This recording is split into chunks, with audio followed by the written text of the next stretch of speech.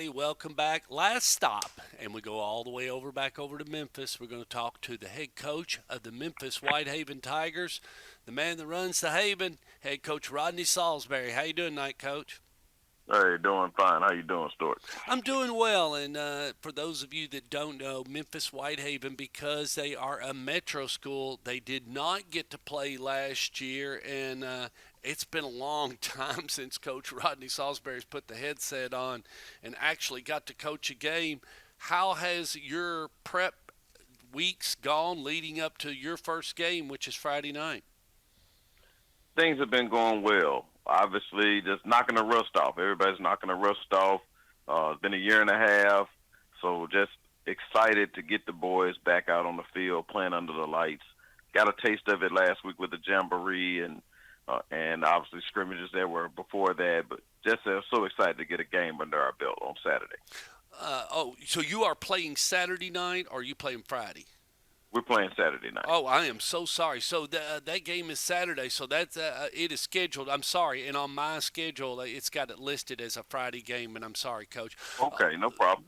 But wow, so that gives you Friday night off and a chance to get out and mill around and maybe find something you want to do or go see another team and everything. How many kids you got out this year, Coach? Boy, it's at for a moment, coming out in the spring and just going through, school being still out and everything. I thought our numbers were going to be a little lower, and so I was like, okay, maybe we'll have 90 to 100 kids, and okay, a little more manageable. Yet school started and the summer practice started, and as the summer continued to go on, we're up to about 130, 135 Oh kids, my including goodness. freshmen. So it's the kids are coming. So it's a blessing to have those big numbers, but boy, it's a lot to deal with all those guys out there on the field. So, are you able to find enough equipment as it goes all the way down to the freshmen and the sophomores and get the guys you really need? Because I'm sure you have some freshman kids you want to get suited and have them on the sideline at least watching on Friday night. Is it a little difficult as far as that? Because, man, that's just a lot of bodies to get, and you got some big boys, too. I mean, they're not small kids, but that's a lot of bodies to get pads for. Oh, definitely. So we definitely monitor who gets the pass, and I tell them that's my job to make sure who's out there, who's getting put in harm's way, who's out there on the field. So we're able to outfit most of them. We do have some that's still not in equipment.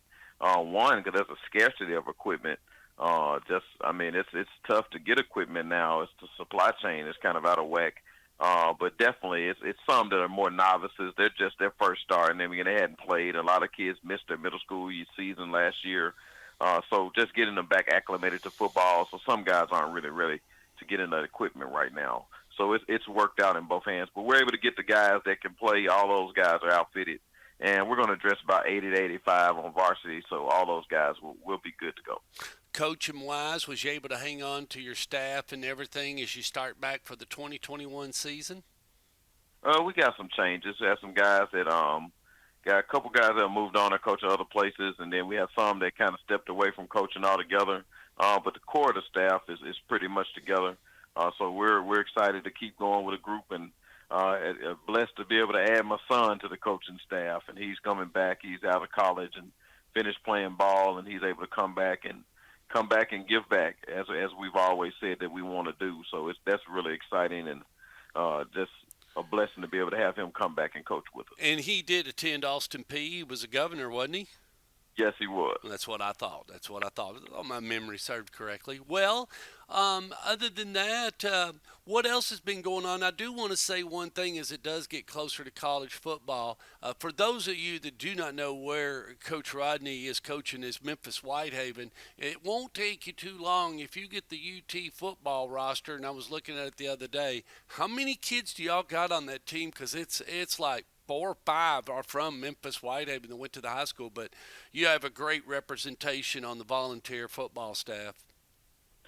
Yeah, we're grateful that we have guys at UT, Vanderbilt, University of Memphis. So I mean, all across the board, Tennessee State, Austin P, man, UT, University of Tennessee at Martin, even UT Chattanooga. So we got kids at all the state schools. at every level, Lane College, Cumberland. So we've got kids, Bethel. I mean, we got kids at all these Tennessee schools. So if you go to watch a football game at Tennessee, you're pretty much going to see a kid from Whitehaven on the roster. So that's a blessing and a testament to these young men and the work that they put in. Before we close, Coach Rodney, what did you do since those kids? How did that kind of work out? Because you didn't actually get to play, but there was some kids on your squad that actually, even though they didn't get to play their senior season, they're playing at some school somewhere this fall, aren't they? Yes, it was very tough. We had a few kids that were able to play for a homeschool team, the Memphis Nighthawks. They were able to do that. About 4 or 5 were able to do that. And most of my guys, we really just had to work. We held a camp and we Okay. filmed everything. So we put together like a camp highlight film for them. We had a combine, filming all the combine drills. So it's basically like they went to a college camp and we videoed it and we put it out and sent it to college coaches. Again, there's no substitute for game film, but that did work so they can really see the kids' athleticism, and we're able to lean on relationships. And the kid and the coaches knew of the history that we have with our kids, and they can trust that our kids are going to be able to help their programs and fostering those relationships really helped us find places for these kids to play football. Well, Coach, we hope you have a great Saturday. What time's that? What time's the cooking going to start on Saturday? I'm sure there's going to be some. I would. I'm sure the ribs. Oh my goodness, I'd love to walk through that parking lot and just have me 1 or 2 ribs. That's all I would want. But what time do you suspect on Saturday that the smoke will start billowing from Whitehaven? Hey, it probably be actually we have Whitehaven Classic going on, so there's actually 3 games going on: a three o'clock game, a 5:30 game, and then we played the finale at 8 o'clock. So the smoke will be blowing all day. So hopefully, probably about 2 o'clock it'll start floating and it'll be going all day, all the way till about 9:30. So 9:30, 10 o'clock. So it's gonna be a lot of smoke in the air at Whitehaven Stadium, That's Stan definitely Collins Stadium. that's definite, and I mean, and a lot of good food and a lot of good fellowship, I'm sure. Well, Coach, we hope you stay healthy. We hope you come away with a win against Memphis Overton. This is a game that's been going on for quite some time.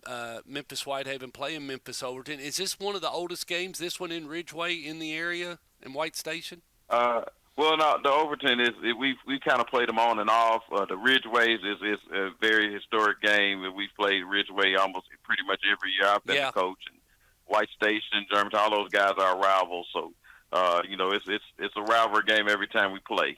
But this is a new coaching staff and everything at Overton, so we're looking forward to tangling with them on Saturday. Coach, we hope you stay injury free, come away with a victory, and we'll be watching for you. All right, thank you so much. See you. Bye.